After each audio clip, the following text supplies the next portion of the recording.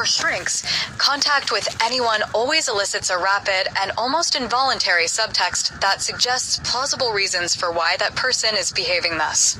Knowing that personalities are formed, not chosen, allows us to perceive even the most difficult people in a broader, less judgmental way. All fantasies have a source. The woman whose desire is a 10,000 square foot chateau complete with turrets may have an exaggerated need for security. Find out why they evoke those fantasies, and you'll be learning what makes them tick. As actors and actresses in our own private play, only infrequently do we recognize that our unconscious is subtly yanking the strings. We do this, we do that, all the while imagining that we are just acting spontaneously to what life serves up. The more neurotic we are, the less awareness we have of what the script actually says, of how much of our circumstances are due to our unconscious. Without awareness, we get stuck in patterns that become painfully familiar, but that we nevertheless repeat over and again. Eventually, the unconscious seems to raise its own alert in the form of emotional suffering. Frequent overblown reactions are a sign. Repeated painful outcomes that run against conscious intent are another. The unconscious is trying to become more conscious. Though you cannot choose your feelings, you can choose your thinking about the feelings.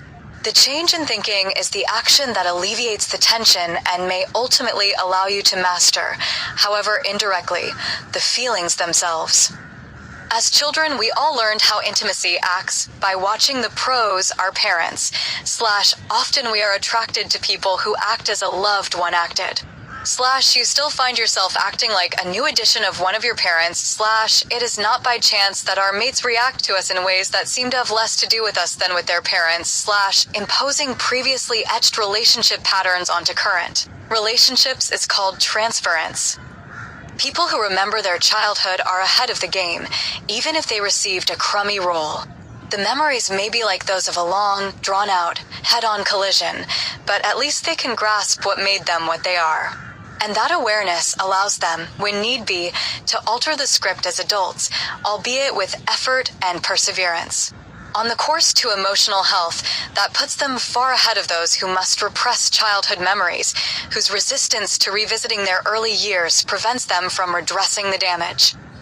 As long as our mad methods reproduce familiar results, we tend to delay healing.